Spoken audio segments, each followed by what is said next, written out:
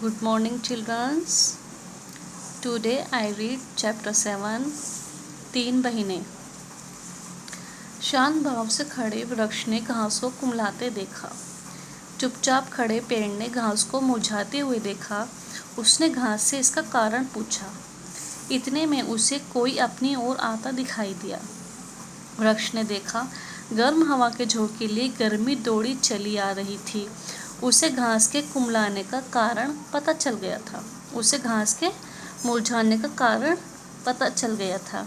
निकट आने पर उसने पूछा, गर्मी बहन, यूं कहाँ भागी जा रही हो?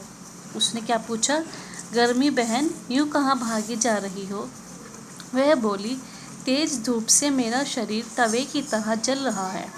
सभी तालाब सूख गए हैं। ऐसे में शरीर को कहाँ ठंडा करूं? इसीलिए वर्षा को खोजने जा रही हूँ। इतना कहकर गर्मी चली गई। वृक्ष बहुत दिनों से अपनी जड़ों में पानी की आवश्यकता अनुभव कर रहा था। पेड़ बहुत दिनों से अपनी जड़ों में पानी की ज़रूरत महसूस कर रहा था। कुछ दिनों बाद आकाश में बादल छा गए। जोर से बिजली कड़की और पानी बरसने लगा। घास की कुम्हलाहट दूर हुई। वृक्ष के पत्ते भी धुले धुले से हरे और साफ नजर आने लगे। वृक्ष और घास ने एक दूसरे को देखा और मुस्कुरा दिए। पानी बरसते रहने से वृक्ष के आसमान पानी भर गया। कीचड़ भी बहुत हो गई थी।